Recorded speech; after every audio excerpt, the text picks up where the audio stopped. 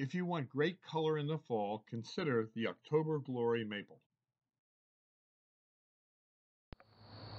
This is an October Glory that we're growing here at Highland Hill Farm. We planted this bad boy in the springtime and they did fantastic. We got them in right at the right time. Sometimes you got lucky, and we got lucky this year.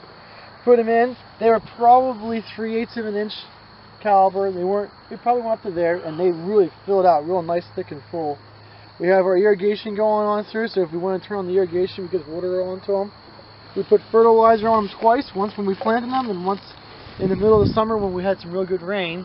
And we had a good shoot in the early spring come out, and I guess if you can see, and that's basically from here, from there, our prune mark, to there.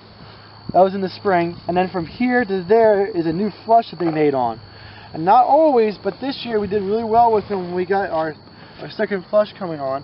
And if we keep on keeping them watered, they'll continue to keep on growing for this year. And we might get this up to a good 7/8 inch trunk caliber on the tree for this year, and we'll be doing really well. If we do that in the fall, we'll probably come on through and do another trimming on this. If they don't grow anymore, we probably just let them go. But if they do continue to grow, we will trim them.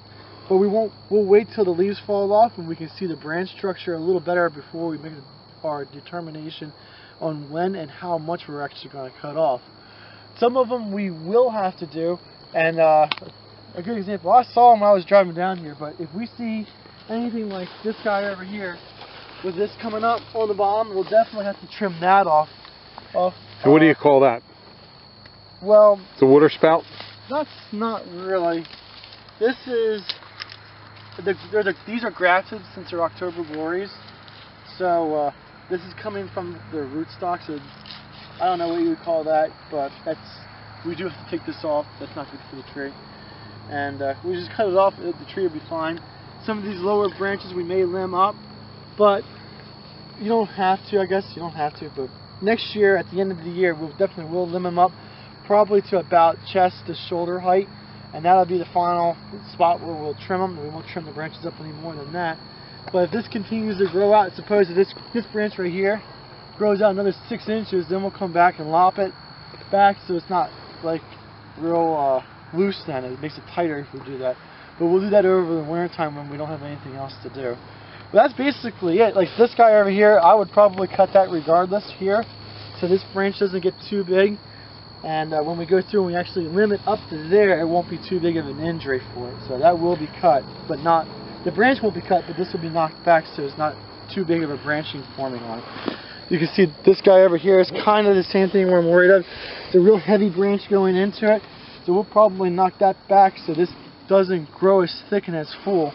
And then when we do actually take it off, it won't be a big injury. It'll heal over or grow over, compartmentalize, or whatever you want to call it, without a problem. It won't be a mark on it. So I would think this is doing very well. Something like this tree here we'll have to work on a little bit. You can see there's no definite trunk to it at this point, so over the winter time we'll have to figure out how we're going to either cut some branches out or tape it back up so there's one that's definitely strong, but that's something we'll have to work on. That's another thing that's making a single trunk to the tree, and that's always nice to have. Other than that, they look like a really nice. How about this tree behind you? What are you going to do with that? Well, that one looks like one of the tapes broke off of it. That probably from a windstorm. We had some windstorms come through here with no rain. So that'll get taped back up? Yeah, that'll be taped back up. That's something we have to do. There's one of them over there that the stake broke off. We'll have to put another stake in. But. All right, well, thank you very much, Mike. And this is Mike's red maple field here on Ferry Road at Highland Hill Farm. And you can reach Michael at 267-446-2376. And he'll answer any questions you have. Or the best of my ability. All right, thank you very much, Mike. Thank you.